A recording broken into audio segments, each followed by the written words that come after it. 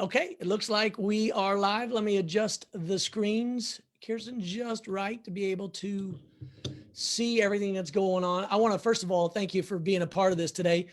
So many topics to cover. We're going in so many different directions simultaneously that what I try to explain to folks is, the reason why I've started these video interviews live in real time is because when I was in the Army, especially in the early days, learning a new job, I would ask the people that have been there, done that. When I was building Ride Scout years ago, I was asking people, how do you become an entrepreneur? How do you get your product out there? Today, in this era of disruption with COVID, nobody really knows how to do it. Nobody really has a certainty on the future. But the more people I talked to at the beginning of March, I realized, wait a minute, these nuggets of information, these pearls of wisdom from my friends are so good. I need to capture them and give them away to others. And that's what this is. So Kirstin, you, first of all, thank you for being here, but you have a really unique perspective on this. I mean, those that know you and know your biography, you're currently the managing director of Skew, which is designed really to help companies in that retail consumer packaged goods space. But you also have a lot of experience in insurance. We can take this conversation in any direction you want. You're a mom with young kids, and so you've had to adapt to this life in COVID. We can go 100 different places, but most of all, before we kick it off, I just want to make sure we're thinking about those folks that are at the front lines, those caregivers and those that are sick. They're in our thoughts and prayers. That second group are those people who instantly found themselves now out of work and how they can get back to work, either in a same company, a new company with new skills, whatever it is. But that third group that I think that I'm most suited to be able to help are those entrepreneurs and small businesses and companies just trying to hold it together through this. As my friend Nick Freshman said the other day, just survive to the other side. And that's what these videos are designed to do. So not only help from a personal standpoint of how you've adjusted at home, you and Joe and the kids, but also professionally with your organizations and what you've done. So that's a really long introduction to basically say, hello, how are you doing and how are you adjusting? Hi, Joseph. Thank you so much for having me. You hit on so many great points of I'm viewing this COVID crisis wearing a lot of different hats. Having children, I have 3 children, 6 and under. So being at home, And by the way, that you are going to get sainthood for that, of having gone through that. So I just want to make sure you know. I mean, I've never felt more connected to my kids. So I'm trying to be grateful for that aspect of it, but also trying to, keep the ball moving forward in my own business and what I'm doing. And so I'm the managing director of Skew, which is a consumer products accelerator. And we currently are on our 8th track here in Austin. We bring a cohort of companies into our program and give them guidance and support during a program and surround them with really seasoned mentors in the consumer packaged goods space. So And that's important to point out. There have been a lot of accelerators and incubators, but you're among the very few that focus in that very specific lane, right? Yeah, absolutely. There's a few companies that have internal accelerators, but we're one of the only, independent accelerators. And so we've had local wins here like Epic Bars, Seaweed Bath Company, Siete. But really, the viewpoint that I'm able to give, in this conversation is we have, almost 49 companies in our portfolio. Wow. That are different sizes. They're in different categories. Some are completely digitally native. Some are, in bricks and mortar. So you see a variety of issues that are bubbling up right now. Yeah. Also, personally, my husband and I are investors in quite a few hospitality restaurants and properties here in Austin. And so we're seeing the stress there, being connected in the community. And I think, we're all navigating some like uncharted territory here, but bringing some wisdom and just collective group thought and tips and tricks to getting to the other side is, what we're trying to do at Skew, leading virtual town halls every week for our companies and our mentor groups. I mean, and really, we noticed this about 3 weeks ago. If companies can get to the other side of this crisis, they're going to be better for it. And that's right. Going to have a clear path to really, really winning in their category. Well, and that is the optimistic look. And that's really the best way to look at it right now. And as I said, my friend Nick Freshman just talked about just surviving till you thrive on the other side. And then an earlier interview was with a friend of mine, Phil Dillard, who talked about how he's looking at this in 3 different lenses. And I'll let you choose any one that you think might be most appropriate. The one are the urgent responses, things that your companies, your portfolios, those companies inside Skew, what are they doing right now to make changes? That second category are, what are the systemic changes? What are things that they might be doing over the next 4 to 6 months, looking about how they approach their business model or their processes? And then that third level, really, which is long-term, foundational reform. What needs to change in society? What do you think will change in society? So from any one of those 3 angles, how are you seeing this era of COVID and the disruption? Yeah.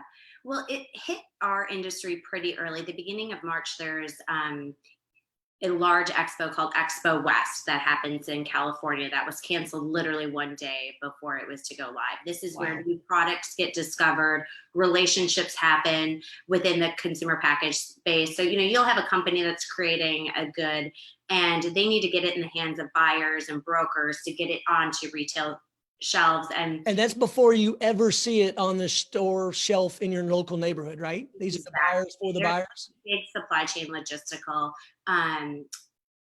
operation that happens here. And so when Expo West was canceled so last minute, companies were in a bit of a tailspin. They rely on this event to really make connections, have these broker meetings so they can launch their new products. And it was canceled, and rightly so. I mean, it's an international organization with thousands of people, and it was the safest thing to do from health, but it started the trickle down of quite a few other things that, impacted this space that I am so intimately familiar with. And one of them has actually been great for our industry because with people shopping more online, doing Instacart, they're looking for shelf-stable products, right? Sure. And not necessarily shopping the perimeter of the store, which is produce and meats and dairy. So a lot of our companies are seeing this spike in demand. Oh, so there's some industry insider information. So you're saying that in any grocery store or store we go to, the non-perishables are in the middle, and as you say, around the perimeter. I never thought of it that way, but you're exactly right. So I'm learning something new every day. I mean, it's actually been great for, people discovering new brands. Their goldfish are out of stock. So what's the next best thing? Okay, my kids are just going to survive on, mac and cheese. Let's make sure it's like the best, high protein mac and cheese you can get out there. So it has been a huge spike in demand for the center of the aisle packaged goods. Fantastic for the business. Unfortunately, when something changes so drastically and so quickly, right, there's always going to be some supply chain and operational issues. Grocery stores are only stocking essential products, so we have companies getting their product to the delivery dock of retailers, and it's just not making it on the shelf because they don't have the manpower in the grocery stores and the retail stores to actually get it on the shelf. Interesting. So for everybody, I mean, this is hitting everybody near and dear, no matter where they are in the country. What does that look like in terms of what you may or may not know about the length of our supply chain? Are there reasons to be concerned, or do you think for those essential items, the supply chain will keep it going? The supply chain will keep going. I think it's going to impact brands very differently. Larger brands have the ability of controlling their own manufacturing plant to ramp it up, ramp it down. So many of the smaller companies that, our bread and butter and our like most loved Austin companies rely on co-manufacturing called co-packing. And there's been a run on all the co-packers. So inventory, when it dwindles down, which is a great problem to have, you're not necessarily getting your next production run to meet the orders that are happening now. And so that's been, kind of like the silver lining of having an increase in demand and selling through your inventory on hand. There's absolutely the flip side of the coin. Our company is going to be able to keep up with their manufacturing needs and their production runs. And then there's also shipping constraints. There's so much more being delivered right now, and where you fall on that totem pole and how much you have within your control and you're bringing in-house for shipping and managing some of the logistics are the immediate effects on these businesses. And what we've been recommending to companies is whatever you can bring in-house, bring in-house, because then you have control over it. Give an example. What do you mean to a company to bring in-house whatever they can do? If they have the ability to rent one van and do their own logistics and drop off. Oh, sure. 3PL locations, I mean, that's the best way to go. We had a town hall last week that really covered the logistics and the transportation side of it. And, these drivers on the roads are getting stressed. I mean, that's what's really kind of supporting us getting products and inventory, whether online or in, a traditional retail format. And so, the more you can control that, the better. Right. Well, so that is what I think is fascinating is when you talk about controlling it. So that's on the systematic change side of all of this. What do you think that looks like for the future as companies figure out, well, I can do some of this delivery on my own or change how we do that last mile or that last 1,000 feet? Are you seeing any systematic changes happening there? Or do you think that this is just a blip in short time? The question that I'm getting is, how do companies live more digitally native? So how do they optimize the search results and the terms with Amazon contracts, with Thrive Market and other various platforms that are out there for online shopping? Dealing with the lengthy supply chain, like what it takes to get into traditional brick and mortar. There's some pluses and there's some definite drawbacks of how much you can control it. So most Right. companies are trying to figure out how to go more direct to the customers or live on platforms and actually be able to win the platform game on Amazon. And what are some of the things that oh, by the way, David Altunian says hello. He's tuning in, watching us live. What are some of the things that Amazon is doing differently now that might be adversely impacting your companies? And do you think that they've been good, third-party actors in terms of how they've been doing this? Because I've heard stories about them shutting down some, black market sites of people, skewing the price of different things. What have you seen there? Yeah. We have a couple of Amazon experts within our Skew network of Oh, mentors good. that are just so fantastic about understanding search terminologies, where and how you package your products, because you need it to be under, really to create a healthy margin. Being under a certain weight, being in various categories can actually improve the margin you get on your products that are being sold. And so, I mean, it's very much, and they also change their algorithm all the time. So even though you could be winning for 6 months, they do an algorithm change, and then you have to be able to adapt to it. Sure. So we have a lot of resources within our Skew community that can help guide that from like a pricing perspective and a promo perspective. Because right now it's not the time for CPG companies to really be, putting a lot of promo out there, giving promotional discounts, buy one, get one type of things. I mean, this is really a time to pull back on that sort of marketing and advertising and focus on core business metrics to make sure that you're not eroding your profit margin. Right. Well, so this is a short, 20-minute or so interview. So there's 1,000 questions to ask you. Let me ask you 2 questions and you pick your favorite. Number 1 is, for companies that are not in your Skew program, but are in the CPG world, are there resources and advice you'd recommend that they go to? And then secondly, for the companies that are in your program or not, have you found that resources for small business loans, emergency loans, payroll grants, loans, what out there is working? So either direction, folks not in your program, or regardless, how are they finding resources?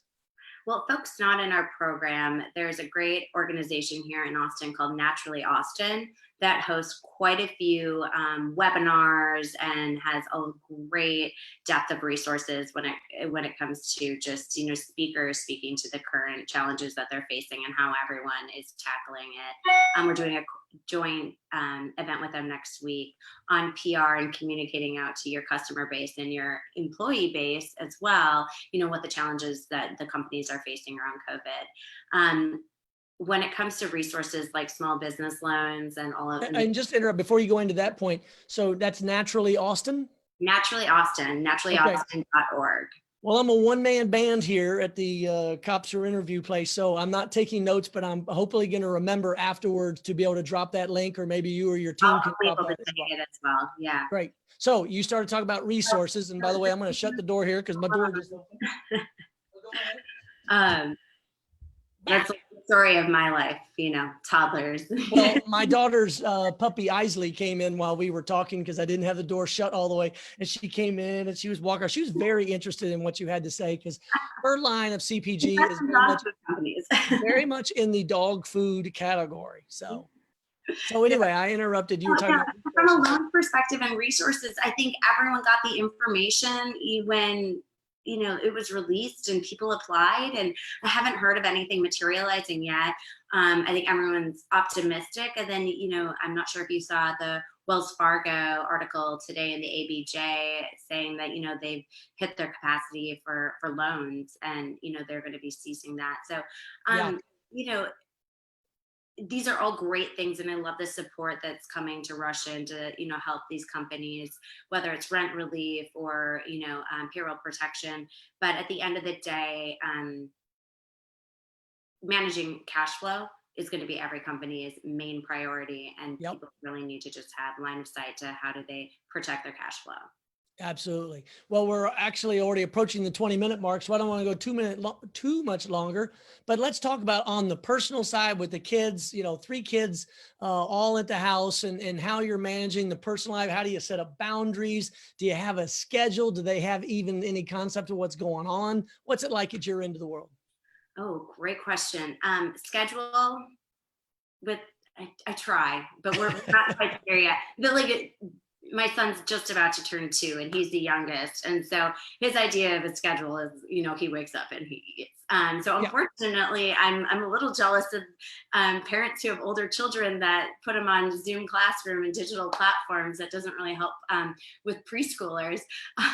So we actually have Joe's mom comes over to help us out during the day and give us some relief, because God bless the mothers and the fathers who can do 24/7 with their kids, but doing that and having any sort of productive time to get work done or even just open the mail is an absolute challenge. Well, we did an interview yesterday with 3 generations under one roof, meaning it's a friend of mine in Northern Virginia, and her daughter came back. Her husband was deployed, so she left Fort Campbell, Kentucky, went back to Northern Virginia and brought their newborn, or their baby. Ellie's getting older now, but it's 3 generations under one roof. There's a lot of family time, which is great. My kids and I have never been so connected, but yes. I'm still putting on 6 little shoes and 6 little feet, and it's it can be a lot of work.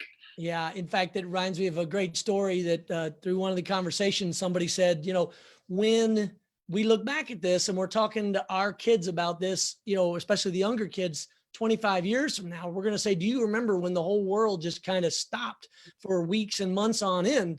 And most of them that are toddlers during this era are probably going to scratch their head and say, no. But what I do remember were long walks, family dinners, reading to bed, reading me to sleep in bed. That kind of stuff, I think, is what you're pointing out that we really need to treasure and find the silver lining. Yes. Well, we do something, if anybody lives in Terrytown, they might have seen me, called wine walks at night. So we pour a glass of wine and just cruise the kids around the neighborhood. And it's such a good cathartic relief just to see other people doing the same things. The streets here are just filled with families, and I love that sense of community and community bonding. Wine walks. Okay, we'll have to hashtag that and drop it in the links as well. So before we close, anything you want to leave the viewers about what you're doing personally or professionally that you might recommend that I didn't ask about? Yeah, the only other thing that I'm doing personally is I'm working with the Austin Food Policy Coalition to really help get food to some of the underserved parts of the community. So if anyone has connections with restaurants that are temporarily shut down in Del Valley and any kind of lower socioeconomic areas, we'd love to open them up and stock them up as miniature retail groceries. So please reach out to me. Well, that's awesome. And we'll drop that link if you can in there as well. Make sure it gets promoted. So, and I'll end like I end all of these interviews, which is to remember the whole point of what we're trying to do is allow the focus on those folks that are on the front lines, caring for the sick, caring for the caregivers themselves, the healthcare workers. Second are those people who now find themselves out of work. And then of course, the third tier, those small businesses that you're right there helping, those entrepreneurs, helping them survive and thrive to get through this. And I think together we're going to be able to do it. So Kirstin, it was very nice of you to join me today. I wish you and the kids all the best. Tell Joe I said hello, and let's just figure out how we get through this. Stay home and stay safe. Stay home, stay safe. Thank you so much, Joseph. I appreciate it. Take care.